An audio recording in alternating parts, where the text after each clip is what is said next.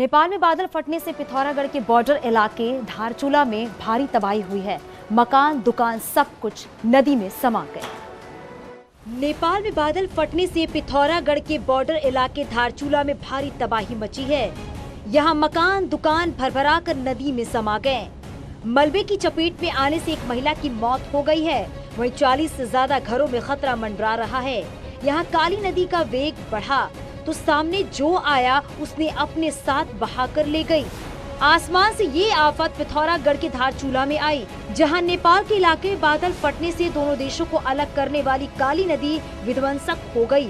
ताश के पत्तों की तरह घर ढह गए और नदी में समा गए। कई घर लटक गए। आसमान से बरसी इस आफत ने 200 से ज्यादा लोगों को प्रभावित किया। सबसे ज्यादा बर्बादी खुतीला गांव में हुई। पूरा घर आपदा में डूब गया है। मेरे घर में तो सारे बर्तन बाणे सब डूबे, कुछ से नहीं बचा। ना मेरे पास कपड़े लत्ते भी नहीं है पहनने के लिए, दूसरों का पुराना मिक्सी पहन के आई हूँ।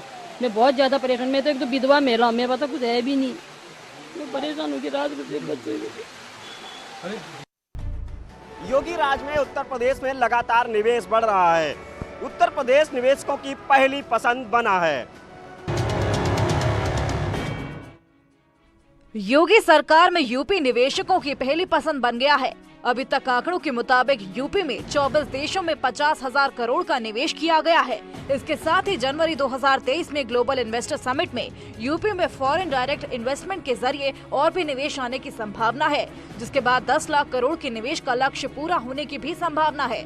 सरकार ने निवेशकों को मदद पहुँचाने के लिए प्रदेश में डेडिकेटेड हेल्प डेस्क भी बनाया है।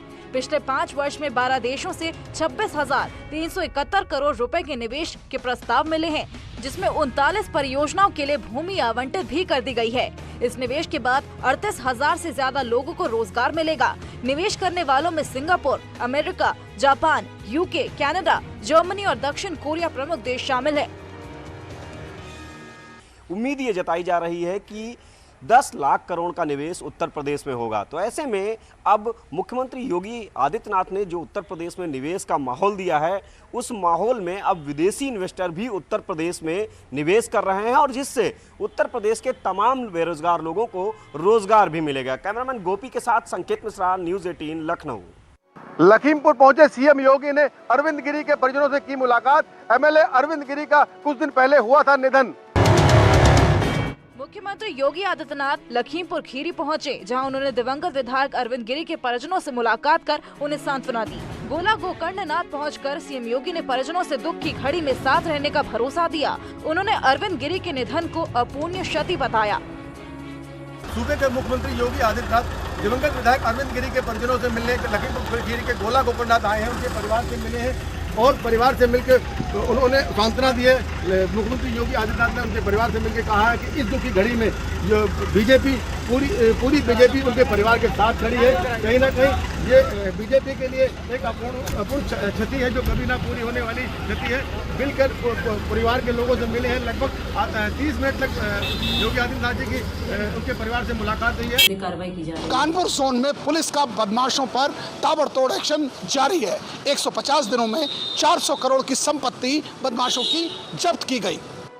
योगी सरकार पार्ट 2 में माफिया के खिलाफ ताबड़तोड़ कार्रवाई हो रही है। कानपुर जोन के 9 जिलों में पुलिस अब तक बदमाशों की 400 करोड़ से ज्यादा की संपत्ति कुर्क कर चुकी है। 150 दिन के अंदर गैंगस्टर एक्ट के तहत ये कार्रवाई की गई।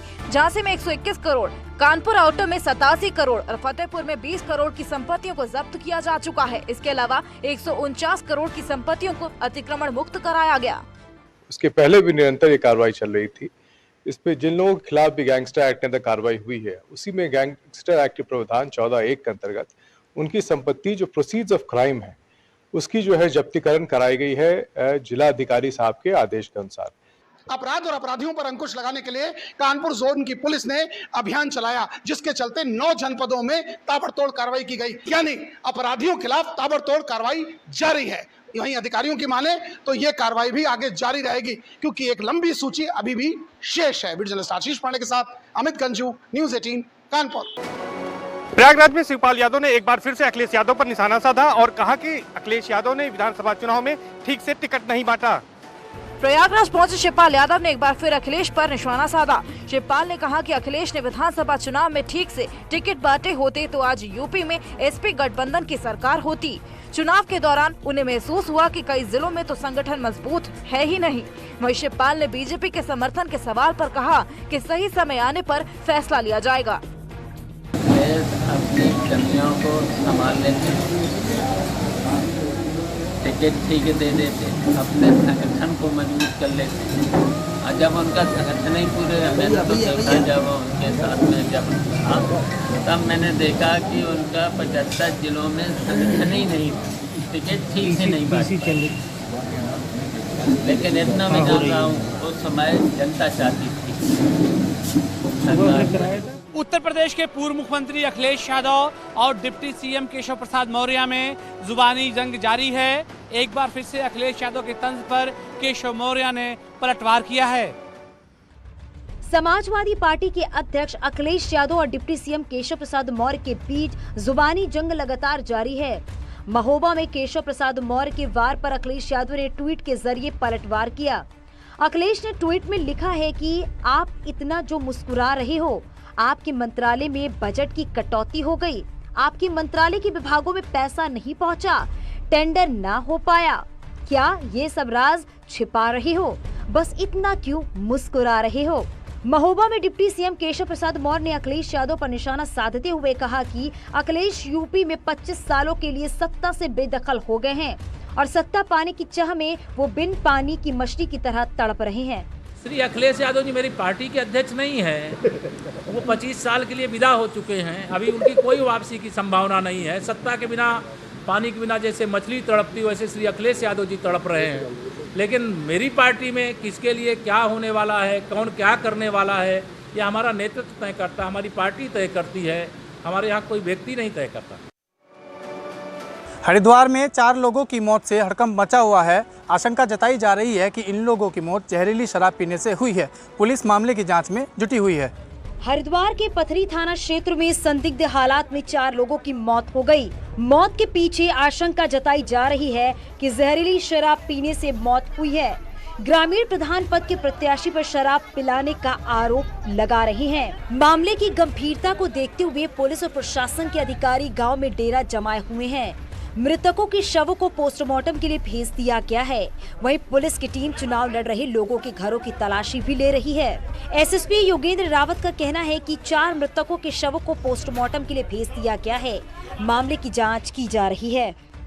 4 डेथ हुई हैं और निश्चित रूप से एक साथ 4 डेथ होना ये एक चिंता का विषय है और एक कंसर्न का एक विषय है। इसीलिए यहाँ पर आप देख रहे हैं कि सारे अधिकारी, पुलिस के भी अधिकारी आए हैं और यहाँ पर ये आशंका व्यक्त की जा रही है कि इनके द्वारा शराब के सेवन से इन लोगों की डेथ हुई है। अब ये शराब किस प्रकार की थी, ये एक्सेसिव शराब है, ज़्यादा पीने से डेथ हुई है या इसमें किसी प्रकार का कोई गड़बड़ थी, तो इसके लिए हम लोगों ने तुरंत यहाँ पहुँच के जो सारे जो डेड बॉडीज़ थी इनको पोस्टमार्टम के लिए हम भिजवा रहे हैं। इधर काशीपुर में आतंक का पर्याय बना गुलदार आखिरकार पिंजरे में कैद हो चुका है। पिछले काफी वक्त से वन विभाग इस गुलदार को पकड़ने की कोशिश में जुटा था। काशीपुर में पिछले लंबे समय से आतंक का पर्याय बना गुलदार आखिरकार पिंजरे में फंस गया और वन विभाग ने इस गुलदार का सफल रेस्क्यू करने के बाद जंगलों में छोड़ दिया। इससे पहले भी वन विभाग ने गुलदार को पकड़ने के लिए कौशाम्बी कॉलोनी में पिंजरा भी लगाया था, जिसमें गुलदार फंस भी गया था। लेकिन वन विभाग की लापरवाही के चलते गुलदार पिंजरा तोड़कर निकल भागा, जिसके बाद विभाग ने फिर से पिंजरा लगाया और देर रात गुलदार पिंजरे में फंस गया और वन विभाग के द्वारा सफल रेस्क्यू करते हुए पाटो रेंज के जंगल में छोड़ दिया गया। हाँ, जैसे कि आपको पता है कि वन विभाग को काशीपुर के कौशाम्बी कॉलोनी क्षेत्र में गुलदार के होने की सूचना प्राप्त हुई थी, जिस पर उच्चाधिकारियों से निर्देश प्राप्त कर पिंजरा लगा दिया गया था और जिसमें आज देर रात्रि गुलदार के कैद होने की सूचना प्राप्त हुई, जिस पर त्वरित कार्रवाई करते हुए वन विभाग काशीपुर एवं अपने सुरक्षा बल टीम के द्वारा वहां पर गए और जो है देखा कि उसमें एक नर गुलदार लगभग जो है उम्र 2.5 वर्ष का कैद हो गया था, जिसको अपने वन कर्मियों की सहायता से सुरक्षित उसके प्राकृतिक आवास में छोड़ दिया गया है।